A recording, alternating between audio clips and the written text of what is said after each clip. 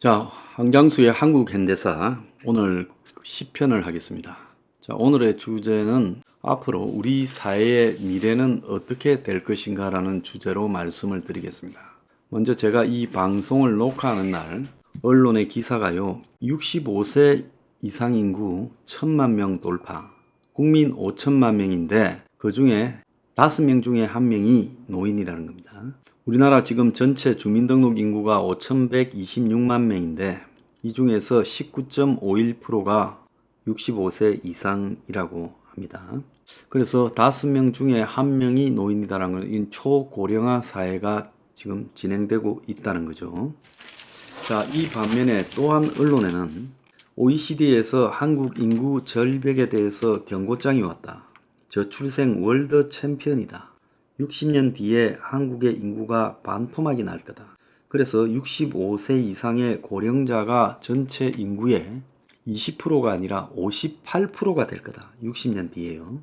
그래서 한국의 경제적 부담 탓에 청년층이 출산을 꺼리고 주택 공급이 지금 잘 안 되고 있고 연금이 지금 적자가 나고 있어서 여러 가지로 문제가 시급하다.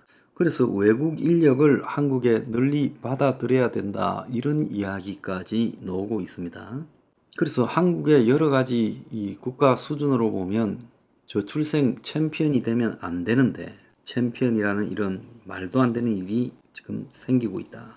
한국이 소멸 국가로 가고 있다라는 지금 지적이 나왔어요. 또 같은 날 보면 그냥 쉬었다가 우리나라 인구에서 244만 명이다는 겁니다. 이전 조사보다 훨씬 늘어났다는 거예요. 그런데 이 그냥 쉰 사람이 경제의 흐리인 30대, 40대에서 엄청 늘어났어요. 15에서 29세에는 오히려 그냥 쉬는 사람이 줄었고 60세 이상도 조금 줄었는데 그런데 30대에서 9.3%, 40대에서 7.3%가 작년보다 1년 만에 늘었고요. 50대도 0.5%가 늘었어요. 그래서 30, 40대의 경제의 흐리, 한참 일할 나이인 3040에서 그냥 쉬었다라는 사람이 대폭 늘어났다는 것은 국가가 지금 백수들의 나라로 가고 있다. 이렇게 봐야 되겠죠. 그래서 미래에는 유토피아가 될 거다라고 우리가 어릴 때, 제가 한 7살 때, 이럴 때 이 각종 소년, 중앙, 새소년 이런 잡지를 보면 미래를 예측한 교수나 이런 사람들이 꿈과 같은 그런 시대를 말했어요. 그리고 또 그런 걸 다룬 그림들, 서기 2000년이 되면 어떤 일이 벌어질 건가. 근데 제가 2000년 때 나이가 36으로 2000년을 맞았지요. 근데 2000년이 돼봤자 별것도 없었어요. 우리가 알던 그런 노동에서 인간이 해방되고 각종 하늘을 나는 자동차를 타고 다니고 알약 하나만 먹으면 배가 불러져서 먹는 데 대해서 집착을 하지 않게 되고 이런 게 전혀 아니었습니다.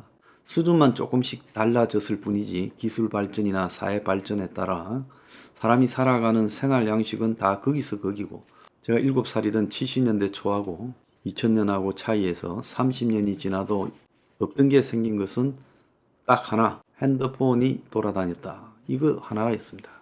그래서 우리가 아는 세상이 우리 생각처럼 그렇게 빨리 바뀌지는 않는데요. 그런데 2000년부터 2024년까지 24년 동안에 한국 사회가 굉장히 많이 바뀌었습니다. 고성장에서 저성장이 되어버렸고 평생 직장에서 그야말로 노동의 유연화, 언제든지 직장에서 잘리고 옮겨갈 수 있는 그런 식으로 바뀌어버렸고 그러니까 직장이 평생을 책임지지 않는 사회가 되어버렸고요. 또 한편으로 아파트 가격이 엄청나게 뛰어버렸습니다. 그때하고 지금하고 보면 아파트 가격이요. 제가 봤을 때 한 5배 뛴 것 같아요. 그러니까 2000년에 돈이 많은 사람은 뭐 할까 고민할 게 아니라 목 좋은데 아파트만 사놨으면 돈이 한 5배 늘었을 거다. 지금 그렇게 추정이 돼요. 실제로 보면 강남 아파트도 한 5배, 서울 변두리도 한 5배 정도 늘었습니다. 오히려 강남의 아주 알짜배기는 한 10배쯤 늘었죠. 또 달라진 측면은 경제가 굉장히 이제 저성장으로 접어들면서 각종 사회 구조가 파괴되기 시작하고 있다. 자, 인구 구조도 파괴되고 있고 또 더 나아가서 사회 시스템도 파괴되고 있고 또 기업의 구조도 파괴되고 있다. 자, 그런데 그게 발전적인 방향으로 파괴가 아니다라고 그렇게 지금 보여요. 그래서 제가 이제 생각을 많이 해봤는데 인간이 갈수록 잘 살아지는 건가, 갈수록 더 못 살아지는 건가 하는데 보편적으로 지금 인간이 제 세대 정도가 가장 잘 살았던 시대고 제 아들들 시대는 아버지보다 처음으로 더 못 살게 되는 시대라는 거죠. 저는 저희 아버지 세대보다 더 잘 사는데 이제 제 아들들은 전부 못 살게 될 거다는 거죠. 근데 그것이 지금 거의 현실화되고 있습니다.